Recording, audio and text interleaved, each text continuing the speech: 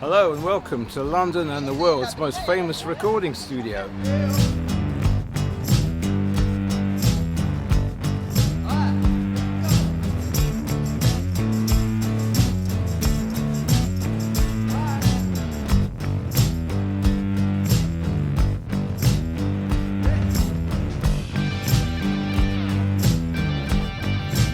2019 marks the 50th anniversary of the Fab Four's iconic Abbey Road album, recorded here in the summer of '69.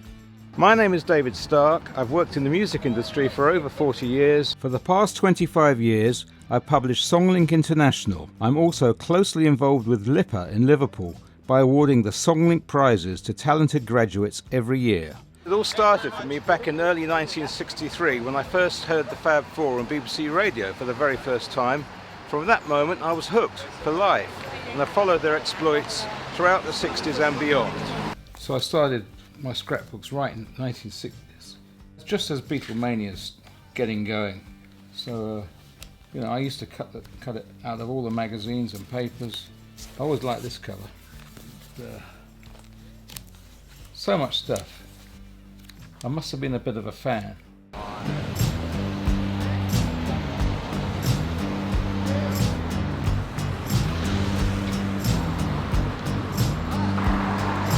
In the spring of 1966, during the school Easter holidays, I cycled all the way up here from Stanmore in northwest London, where we live, which is quite a few miles away, to meet a pal of mine who lived just up the road here, who was always telling me about how he used to see the Beatles arriving at the studio. Eventually we see a Rolls Royce coming down towards us. Not only can we see it, we can hear it, because John Lennon's inside. He's got a microphone, he's talking through a speaker, and you can hear all his nonsense, gobbledygook, goons-like talk as he's doing a commentary, until as the car comes here, tries to turn left into the studio, I suddenly hear him say, "And get that bloody bike out the way." So the car eventually gets into the car park, stops outside, he jumps up, runs up the steps, and that was it. My first encounter with a real live Beatle who told me off. There's John's Rolls Royce. I think that's the one that he used at Abbey Road and then had it repainted. Yeah, so this is an old album as well. Then here we go, when John went to court in October '68. It was on a Saturday morning, and who's behind him? There I am.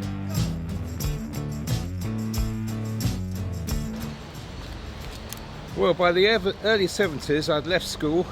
I was working in the music industry, and my first boss was Dick James, the famous music publisher who published the Beatles and Northern Songs and later discovered Elton John. I was just a lowly runner and I had to take tapes and pick stuff up from studios. I came here one day.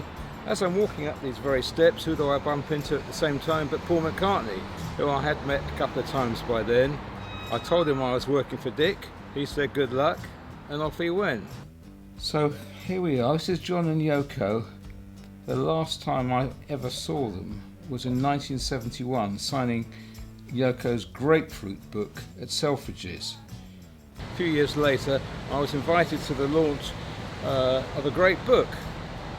It's the story of Abbey Road Studios, and the launch was a very nice event, and I was lucky enough to get the book signed by the author Brian Salvall, as well as Paul and Linda and George Martin, who was there that day. So, a very rare copy of an iconic book.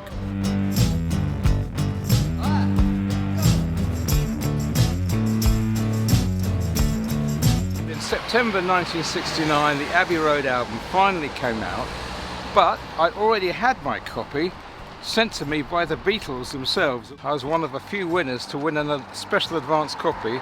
This is the actual one I received, plus a letter from Beatles & Co.